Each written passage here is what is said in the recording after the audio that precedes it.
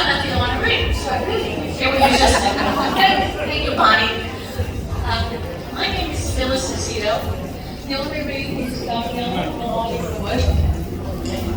The honoree is Gabriella Malati Wood. Gabriella is on it. Are you able to hear me? Yeah. Okay, good. Thank you. Gabriella is not able to be here tonight. She prepared remarks. She asked that I present them. So I appreciate it. So I'm not typically a public speaker, so I'm a little nervous to say the least. So if you could indulge me, I'll just she prepared remarks and I'm going to deliver them, if I may.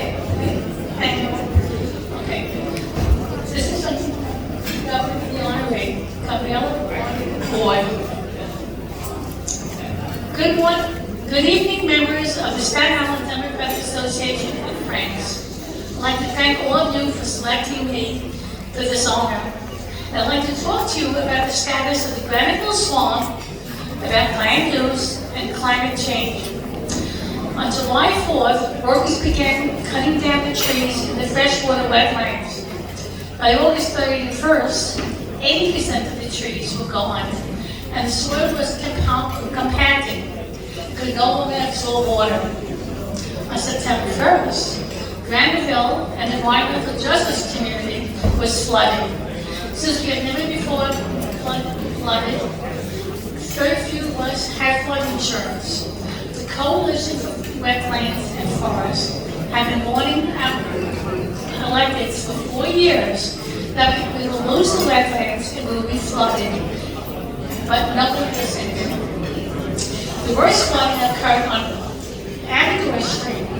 The cost of repairs could exceed above $100,000 or more. The damage to people's lives is incalculable. We, in the EI community, will never be safe from flooding again. With sea levels rising torrential rain flooding, and storm surges, we are sure to have worsening flooding conditions as the effects of climate change get worse. We cannot deny any longer that climate change is real and is here. The effects are dramatic and highly visible. The land use policies must be evaluated considering that these are not new conditions. New York City desperately needs a master plan evaluating the dangers facing each community while protecting the natural green infrastructure, wetlands, forests, and marshes. We can no longer build in these areas. Remember, each tree we cut down adds carbon to the atmosphere. The UN Intergovernmental Panel on Climate Change has given us 6.5 years to slow down the emissions of greenhouse gases.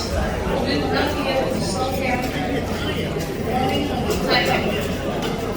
Some effects we will not be able to slow down. Sea level is now permanent. That cannot be stopped.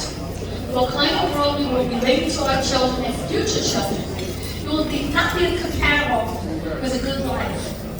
We are talking about the death of life. A few suggestions, and I think this personally. No more business as usual. All of us, those involved with land use, decisions with approvals of projects, agencies as well as politicians, must be required to take courses on environment, ecosystems, and climate change.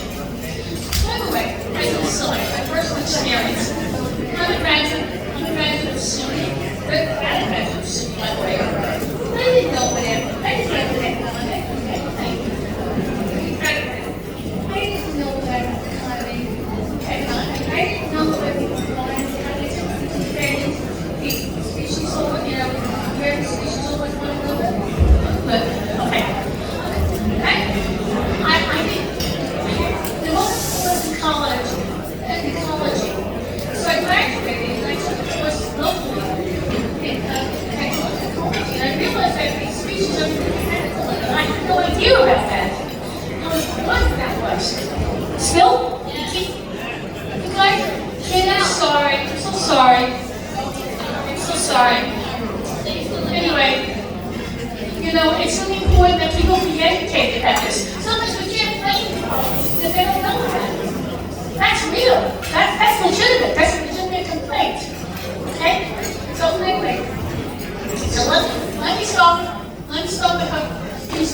decisions, because I think it's so important.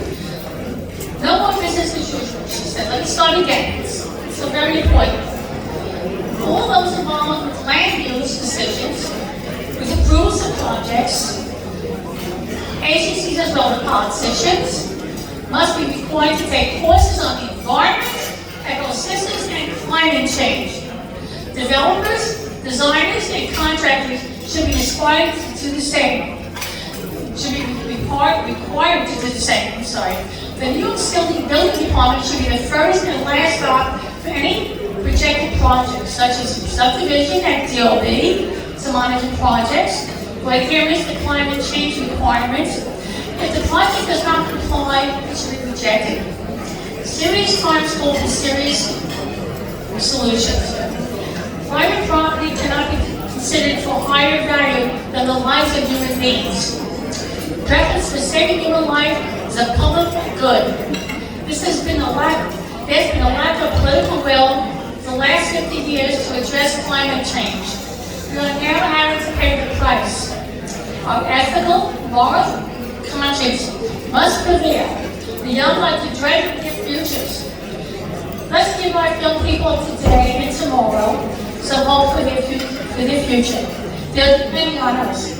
May God bless us and give us courage to do the right thing. Reverend Gabriella Romani Wood.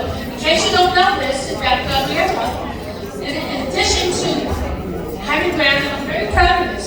I don't know if you think too much about the County Institute. It's a very difficult institution. She graduated product cum laude. In addition to that, she is a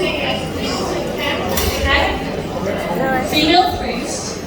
And I recognize Mother Bradley, I recognize her. Barbara Sanchez is sitting here telling me, something up, Phyllis. But she read, and that's what I think she thinks that County Institute.